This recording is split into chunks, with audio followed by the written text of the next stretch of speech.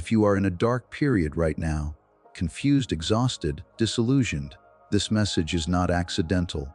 What feels like collapse may actually be initiation. Most people believe their darkest moments are signs of failure. They think something has gone wrong, that they have lost their way, but the psyche does not break randomly. When life descends into darkness, it is often because the old identity can no longer contain who you are becoming. Nature does not awaken growth in comfort. Seeds must be buried before they rise. And so it is with the human soul. The period you are in now, the loneliness, the confusion, the emotional heaviness, is not punishment. It is preparation. It is the beginning of a deeper process, the birth of the self. This is not the end of you. This is the beginning of individuation. Every deep transformation of the human soul begins not with clarity, but with collapse. What you are experiencing now, the exhaustion, the confusion, the sense that life has lost its meaning, is not a malfunction of the psyche. It is the psyche doing its most important work. The structures that once supported your sense of self are no longer adequate, and so they begin to dissolve. This dissolution feels like failure only because the ego interprets stability as health. In truth, stagnation is far more dangerous than disintegration. The identity you once relied upon was built for a previous stage of life. Your roles, your beliefs, your ambitions, even the image you held of who you were, all of these once served a purpose. They gave you direction, belonging, and a sense of coherence. But the psyche is not static. As consciousness expands, what once felt meaningful can become constricting. When an identity becomes too small to contain the emerging self, the unconscious begins to withdraw energy from it. What once motivated you no longer does. Goals that once energized you now feel hollow. The future that once seemed clear now feels empty. This is often the moment people panic. They believe they have lost themselves. In reality, they are losing only the mask. The psyche is dismantling what is no longer authentic. Certainty dissolves because certainty belonged to an identity that needed rigid answers to survive. Meaning fades because the old meaning was borrowed, inherited, or unconsciously accepted. The emptiness you feel is not absence, it is space. Space for something truer to form. This is why darkness so often follows success. A person reaches what they thought they wanted, a career milestone, recognition, stability, only to find themselves inexplicably depressed or restless. From the outside, nothing is wrong. From the inside, everything is shifting. The success belonged to the persona, not the self. Once the persona has achieved its aim, it can no longer distract from the deeper question, who am I beyond what I do? When that question is avoided for too long, the psyche answers it through crisis. The same process occurs after loss, trauma, or awakening. A divorce, a death, burnout, or even a sudden insight can shatter the continuity of identity. The familiar story of me no longer makes sense. People often say, I don't recognize myself anymore. That statement is truer than they realize. The old self is no longer present because it has served its purpose. What remains feels chaotic because it has not yet taken form. Modern psychology confirms what depth psychology has long understood. Research on post-traumatic growth shows that many individuals report increased psychological strength, deeper relationships, and a clearer sense of purpose only after identity-shattering events. Growth does not occur despite the breakdown, but because of it, meaning is not discovered intact.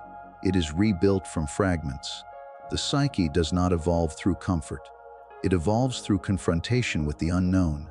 What makes this stage so painful is that the ego experiences disintegration as death, and in a psychological sense it is. The self-image you defended, improved, and relied upon is dying. The mind searches desperately for familiar ground, but nothing feels solid. This produces anxiety, numbness, and despair. Yet beneath this suffering is a quiet intelligence at work. The unconscious is reorganizing the personality around a deeper center. You may notice that external validation no longer satisfies you. Praise feels empty, distractions fail, even pleasure loses its intensity.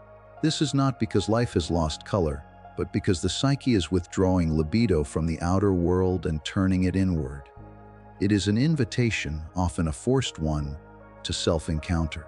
The energy that once fueled performance now fuels reflection. The energy that once built an image now demands truth. This stage humbles even the strongest individuals. People who were once confident become uncertain. Those who led now question. Those who knew now doubt. But doubt is not the enemy of truth. It is the dissolving agent of illusion. Only what survives doubt is real. You are not weak for falling apart. Weakness would be clinging to an identity that has already expired. What you are experiencing requires courage, even if it feels like helplessness. To endure meaninglessness without immediately replacing it with false certainty is an act of psychological strength. To remain conscious in the midst of inner chaos is the beginning of wisdom. The collapse of the old self is not a regression to something lesser. It is a return to something deeper. Beneath the roles and expectations lies a more authentic center, one that is not defined by achievement, approval, or comparison. But this center cannot emerge while the old structures remain intact. They must crack. They must fall. Only then can the psyche reorganize itself around what is essential rather than what is impressive. If you are in this stage, resist the urge to rush your rebirth. The psyche works in its own rhythm. What is forming within you cannot be forced into clarity. It must be allowed to gestate in darkness. Just as the seed must decay before the plant can grow, the old self must decompose before the true self can emerge. This period feels like loss because something is being lost. But what is being lost was never your essence. It was a container that could no longer hold it. What is coming into being now will be quieter, deeper, and far more resilient. And when it finally takes shape, you will not feel inflated or triumphant. You will feel aligned, whole, and unmistakably real. When life descends into darkness, it does not do so quietly. It brings with it emotions and impulses that you believed you had long outgrown or successfully buried. Anger rises without clear reason. Fear appears where confidence once lived. Envy, shame, grief, and forgotten longings emerge from the depths of the psyche, demanding attention. Many people interpret this as regression, as though they are moving backward into weakness or immaturity. In reality, the opposite is occurring. What is rising is not a sign of deterioration, but of readiness. The psyche reveals what it reveals only when the individual is capable of bearing it. These emerging aspects of the self were never truly absent. They were simply pushed out of awareness because they did not fit the image you needed to survive. At some point in life, you learned which emotions were acceptable and which were dangerous. You learned which traits earned approval and which led to rejection. And so the psyche adapted. It concealed what threatened belonging and elevated what ensured it. This adaptation was necessary. It allowed you to function, to be loved, to succeed. But what is concealed does not disappear. It waits. The moment of darkness is the moment when waiting ends. The unconscious begins to speak in symptoms because it has been ignored in symbols. The anger you feel may not belong to the present moment at all, but to years of self-betrayal. The fear may not be weakness, but a warning that you are approaching something real. The envy may reveal a dissound longing for a life you were told you should not want. Shame often marks the place where authenticity was sacrificed for acceptance. The psyche does not surface these elements to punish you. It does so to integrate them. Anything excluded from consciousness becomes autonomous. It acts behind your back, shaping decisions, relationships, and self-sabotage without your consent. This is why what you refuse to face ends up controlling you. An unacknowledged anger becomes passive aggression. An unexamined fear becomes avoidance. A denied desire becomes bitterness. Integration begins the moment you stop moralizing these experiences and start listening to them. Yet this is the stage where many people turn away. The discomfort is intense. To see oneself honestly is far more frightening than to remain fragmented. And so distraction becomes the preferred medicine. Endless scrolling, overworking, substances, compulsive habits, or even forced optimism are used to suppress what is trying to emerge. Positivity, when used to avoid truth, becomes another form of repression. It smiles over wounds that need to speak. Avoidance may offer temporary relief, but it comes at a cost. Each time the shadow is pushed back down, it returns with greater force, demanding recognition in more disruptive ways. This is why so many high-functioning individuals experience sudden psychological distress later in life. On the surface, they appear successful, disciplined, and accomplished, but internally, something feels off. Anxiety appears without obvious cause. Depression sets in despite external stability. These individuals often say, "I did everything right, so why do I feel empty?" The answer is not failure, but over-identification with a one-sided self. They succeeded by becoming who they were supposed to be, not who they were. The shadow, ignored for decades, now demands a seat at the table. Midlife, in particular, is notorious for this confrontation. The goals that once drove the ego lose their power.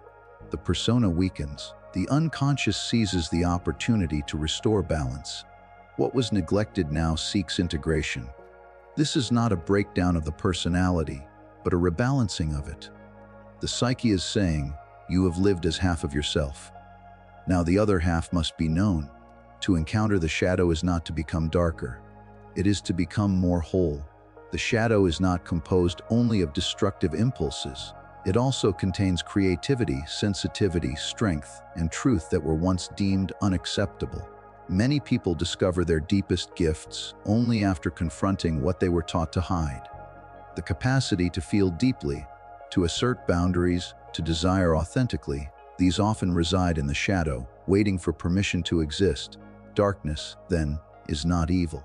It is unfinished truth asking for consciousness. It is the psyche's way of saying that something essential has been left behind. When you allow yourself to sit with what arises, without judgment, without escape, you begin to reclaim parts of yourself that were exiled for survival. Each reclaimed part restores energy. Each honest encounter reduces inner conflict. This process is not comfortable, but it is liberating. The more conscious you become of your shadow, the less power it has to sabotage your life.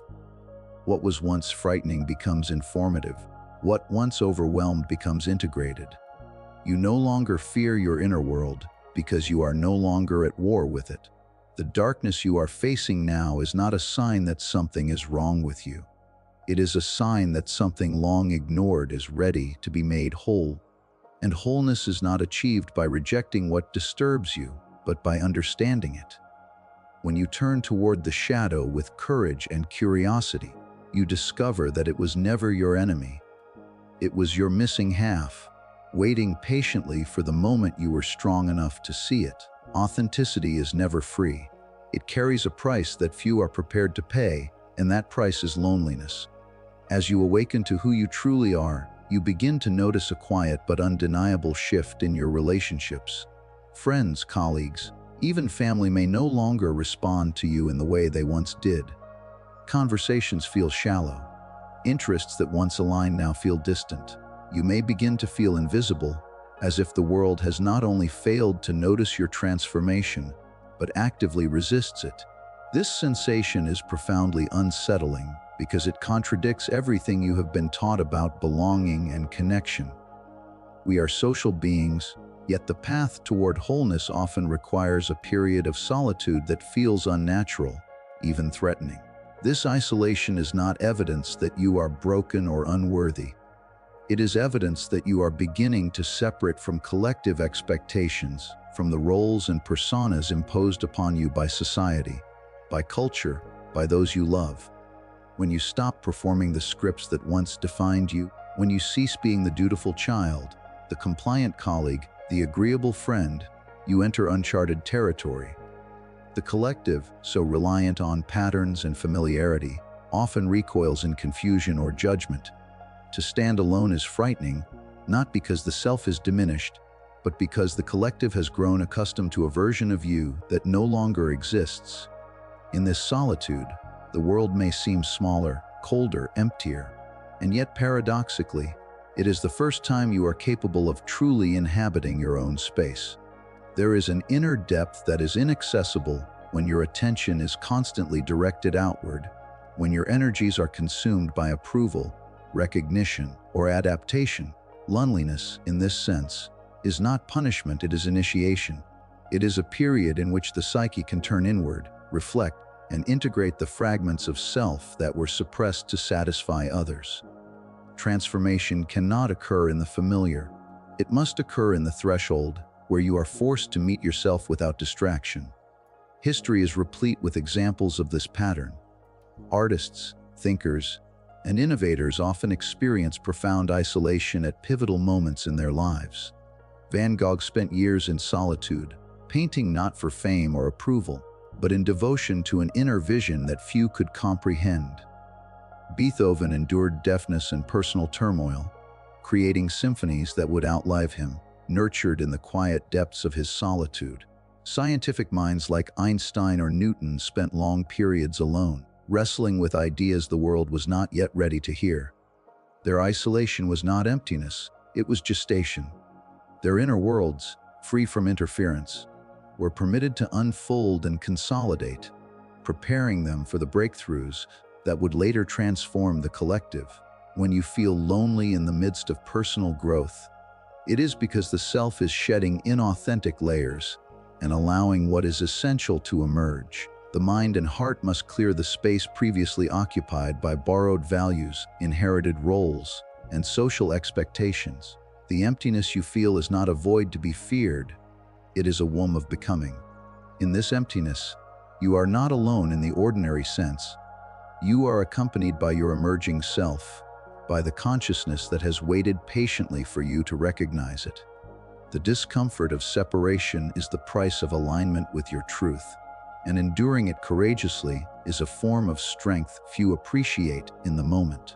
The collective, in its comfort, rarely comprehends the process of individuation. Those who remain entirely within the norms rarely encounter the profound solitude that catalyzes true transformation. Because most never leave the safety of conformity, they cannot recognize the necessity of this period of isolation. To be misunderstood is not an indication that you have failed, it is confirmation that your interior life is deepening. Misunderstanding is often the companion of authenticity. When others can no longer read the script you once performed, you begin to read yourself. This is when you discover capacities, desires, and truths that were previously inaccessible. You encounter the parts of your soul that have been waiting in silence, hidden beneath layers of expectation, unnoticed by the world and even by yourself. Loneliness also fosters clarity. It forces you to confront the illusions of companionship and the compromises of conformity. It compels you to discern between relationships that nourish and those that drain. As difficult as it is, this discernment is necessary. In the absence of external noise, the internal voice gains audibility. In the quiet, you learn what is genuinely yours and what was only borrowed or imposed. The process is neither quick nor painless, but it is inevitable for those who seek wholeness. Without this solitude, integration cannot occur, because the self requires uninterrupted attention to reconcile the scattered fragments accumulated over a lifetime of adaptation and compromise. The isolation of authenticity is not permanent. It is a passage, a crucible in which the true self solidifies. Emerging from this phase, one finds relationships that resonate on a deeper level, interactions that are rooted in mutual recognition rather than convenience or habit. Those who endure this period discover that loneliness is not an absence of connection, but a realignment of it. They no longer seek validation from the familiar. They create bonds that mirror their authentic being. They have paid the price of solitude, and in return, they gain presence, clarity, and the capacity to inhabit life fully. Loneliness, then, is not evidence of being lost, it is evidence of becoming real. Pain is often the first teacher of the soul, though it is rarely recognized as such in the moment of its arrival. When suffering strikes unexpectedly, it feels chaotic, senseless, and unbearable. The mind rebels, the heart aches, and the body reacts with tension and fatigue. Most people experience this pain as an enemy, something to flee, numb, or deny.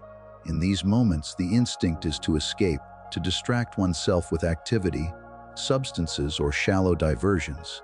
Unconscious suffering is oppressive because it carries no clarity, no meaning, only raw sensation and confusion. It is like a storm that rages within without leaving a path toward understanding, leaving the individual exhausted and defeated. But suffering, when consciously engaged, becomes something entirely different. When you pause and reflect on your pain, you begin to see that it is not merely happening to you. It is happening through you. Each ache, loss, or moment of despair is a messenger, a signal from the psyche that there is something that needs recognition, integration, or transformation. The questions you ask shift subtly but profoundly. Instead of asking, "Why me? Why now?" you begin to ask, "What is trying to emerge through me? What truth has remained hidden until now?" This is the moment when suffering ceases to be a tyrant and becomes a guide. Neuroscience today supports what the depth of human experience has long suggested. Studies show that individuals who can construct meaning from adversity experience less long-term psychological distress than those who interpret suffering as meaningless. It is not the absence of pain that fosters resilience, but the ability to perceive a thread of purpose within it. Meaning does not erase difficulty. Rather, it transforms the energy of suffering into growth, insight, and strength. The conscious engagement with pain gives it direction, a pathway toward wholeness that unconscious suffering cannot provide. Suffering initiates depth because it forces the psyche to pause, to reconsider, and to reorient. Pain is a mirror in which we confront not only our vulnerabilities but also our latent capacities. The ego, accustomed to control and certainty, is humbled in the presence of suffering. Pride, ambition, and superficial attachments lose their dominance, and the deeper priorities of the self begin to emerge. What truly matters, integrity, authenticity, compassion, and presence, becomes illuminated precisely because the distractions of comfort and certainty are stripped away. Depth is born not in ease, but in engagement with the crucible of experience. Real-life examples abound. Those who have endured profound loss, illness, or personal failure often report a shift in perception after the initial shock. They discover capacities for empathy, creativity, and resilience they had not known existed. Viktor Frankl, who endured unimaginable suffering in concentration camps, observed that even in the most extreme circumstances, meaning could be found. He did not suggest that pain itself is desirable, but that through conscious reflection, suffering could serve a higher purpose. In his insight, the suffering itself becomes a conduit for profound self-realization. Conscious engagement with pain does not demand heroism in the traditional sense. It does not require grand gestures or immediate transformation. It begins in small acts, observing your emotions without judgment, reflecting on patterns of response and asking, "What is this trying to show me about who I am or who I might become?" Each act of attention redirects the energy of suffering from unconscious chaos into conscious growth. It shifts the experience from something that merely happens to you into something that happens with you, in which you are an active participant rather than a passive victim. This transformation of suffering also aligns the individual with what is essential. When life is stripped to its elemental truths, the trivial concerns fade, and the heart begins to recognize what is vital.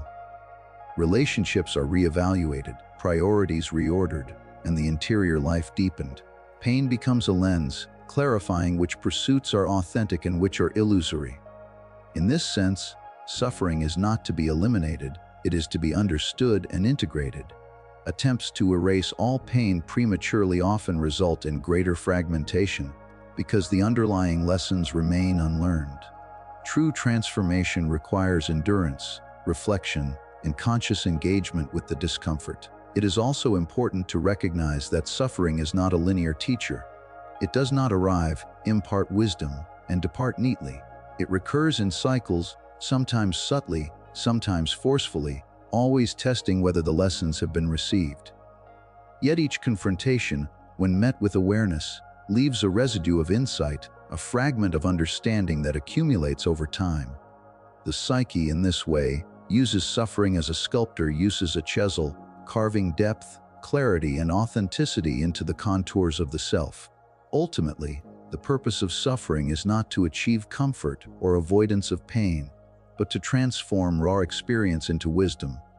You are not meant to eliminate pain, for to attempt such a thing would be to resist life itself. Life demands engagement, awareness, and reflection. Pain becomes meaningful when you refuse to flee, when you allow the inner teacher to speak, when you accept the gifts embedded in the suffering itself. In this conscious engagement, the darkness ceases to be a mere void and begins to illuminate a path toward wholeness, insight, and a life aligned with the deepest truths of your being. True transformation does not come from the pursuit of perfection, nor does it arrive through the accumulation of achievements or accolades. Individuation, the process through which the psyche becomes whole, is not about becoming flawless or admired. It is about becoming fully oneself. The passages of darkness, the moments of isolation, suffering, and confrontation with one's shadow are not failures or obstacles. They are the very work of wholeness. To emerge as a complete being requires the integration of all that one has tried to ignore or deny, the strengths and the weaknesses, the beauty and the flaws, the light that shines and the shadow that lurks in silence. Wholeness does not eradicate contradiction, it embraces it. Strength is not diminished by vulnerability, nor is ambition negated by surrender. Each quality, even those that appear opposing, contributes to the architecture of the self. For too long, many pursue life as a performance, seeking to please, to impress, to meet the expectations imposed by family, society, and culture. In doing so, they fragment themselves, casting aside elements of their being that might offend, unsettle, or confuse others. The result is a life lived at a distance from the true center of the psyche. Individuation begins when this striving for external validation no longer dominates the will. When it begins, a profound shift occurs. One stops trying to be admirable and starts trying to be honest. Performance falls away because it is no longer necessary. Alignment takes its place because it is inevitable. The individual no longer asks, "Will they approve of me?" but instead asks, "Am I aligned with the truth within me?" Those who endure the long nights of internal struggle, who confront their shadows, who walk through isolation and suffering, emerge transformed in subtle but unmistakable ways. Their clarity is different from the superficial clarity of certainty or control. It is deeper, calmer, and rooted in reality rather than appearance. They no longer chase external validation because their authority is interior. Confidence is not loud, but it is steady. Decisions no longer bend to fear of judgment or desire for recognition. They flow from a direct encounter with one's own depth. In this state, one carries a presence that commands neither attention nor admiration. It simply resonates with the authority of being complete. The process of individuation also reveals the essential truth about light and darkness. Darkness is not the opposite of light. It is the soil in which the seeds of a truer consciousness are planted. Without descent into shadow, there can be no ascent into clarity. Without acknowledgement of inner pain, there can be no emergence of resilience. The darkest nights are not a deviation from the path, but the path itself, the preparatory terrain that cultivates depth, insight, and authenticity. It is here, in the soil of difficulty, that the psyche consolidates its energies and reorganizes the self around what is essential. To be whole is to recognize that every aspect of the psyche, every impulse, emotion, and desire has a place. This does not mean surrendering to destructive tendencies or justifying harmful behavior. It means acknowledging that even what we fear or reject has a message, a lesson, or a vitality that contributes to our integrity. Anger, grief, fear, joy, love, ambition, and surrender are all threads in the intricate fabric of the self. Individuation is the weaving together of these threads into a coherent whole, not the selective highlighting of some while denying others. Wholeness is achieved not by trimming away contradiction, but by reconciling it, allowing the tensions to coexist without forcing resolution or pretending simplicity. Emerging from this process, one discovers a freedom unlike any other, The freedom is not the absence of pain or challenge, but the presence of inner alignment. Decisions are made not to conform or perform, but to act in accordance with a deeper understanding of one's own nature. The individual becomes a living testimony to the integration of experience, shadow, and insight. Life's complexities no longer produce fear or confusion, because the self has been tempered by confrontation and reflection. Depth of consciousness replaces superficial ambition, and presence replaces performance. Moreover, individuation fosters a relationship with life itself that is richer and more profound. The world is no longer a stage upon which one must perform, nor is it a mirror reflecting inadequacies. Instead, it is a companion in a shared journey of growth and discovery. Challenges are met with understanding, not panic. Beauty is embraced with awareness, not fleeting desire. The self is no longer fragmented into roles, masks, or expectations, but rests in a continuum of experience that acknowledges both light and shadow, strength and vulnerability, aspiration and surrender. In this way, individuation is less about arriving at a state of happiness or perfection, and more about embracing wholeness. It is a profound alignment with life as it is, not as the ego would dictate. It is the cultivation of an inner authority that no circumstance can entirely shake. It is the realization that the darkness you have endured, the suffering you have faced, and the solitude you have navigated were not detours, but essential components of becoming complete. In the soil of your inner night, the true self has grown, and in its emergence, you are no longer fragmented, no longer compelled to perform, no longer afraid of your own complexity. You are whole, fully present, and authentically alive. If life feels heavy right now, do not rush to escape it. Listen, something old is dying, something real is being born. This is not the end of your story. This is the moment your soul stops fragmenting and begins to become whole. Your darkest period is not your downfall. It is the beginning of individuation. And once that process begins, there is no going back, only deeper becoming.